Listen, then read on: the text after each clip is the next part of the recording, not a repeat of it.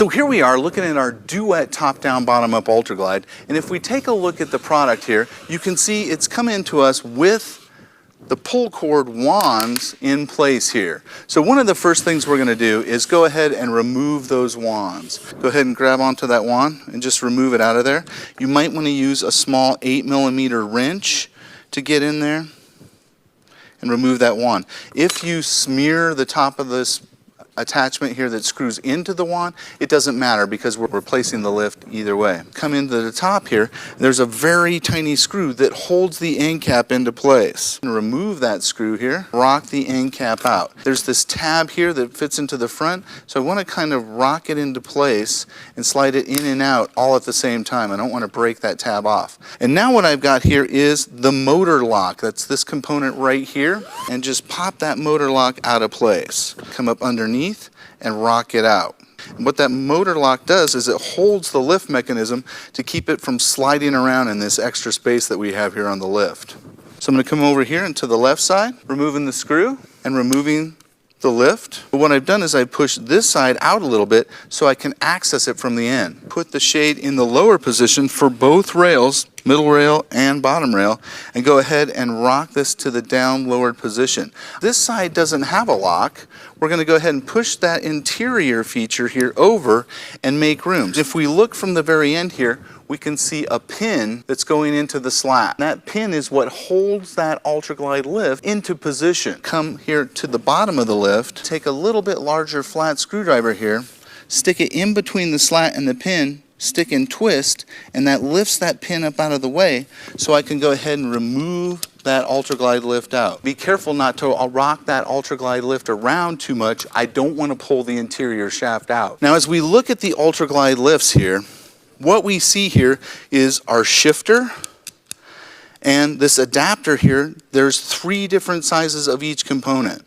So when we're thinking about the shifter, here's a lift with nothing on it. The shifter simply operates this device here that is the shifting for raising and lowering the shade.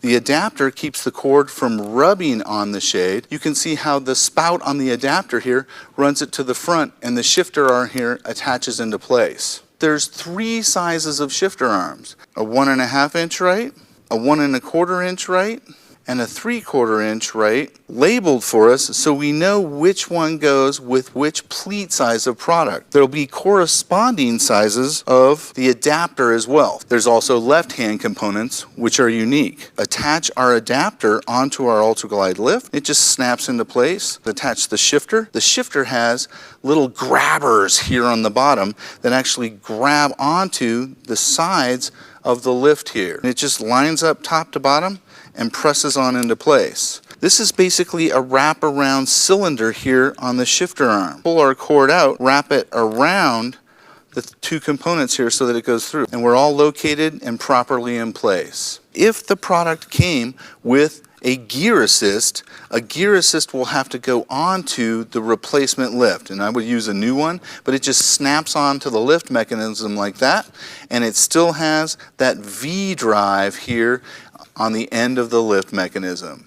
Return the lift mechanism into our UltraGlide shade. Inside here, that V-notch shaft is in a certain position. We're going to look at where our shaft is inside the shade. So if I want to turn it, I can go ahead and move it slightly. I'm going to move it to right about there and insert it into place. And as I'm inserting this into place, I want to go ahead and pull up on the slat here and guide that pin into place on the slat. Move the motor back into the centered position here and reinsert the lock onto the head rail. Lock in the lift into place. Check our shifter operation. Yep, it's good. Put the shade back in the stack position and return the end cap into place. Put our screw into place. We'll screw the end caps back into place so they don't come off. Come to the other end and repeat that function. Test this in the window or on an inspection rack. And that's how to replace a pull cord assembly on a Duette top-down, bottom-up shade.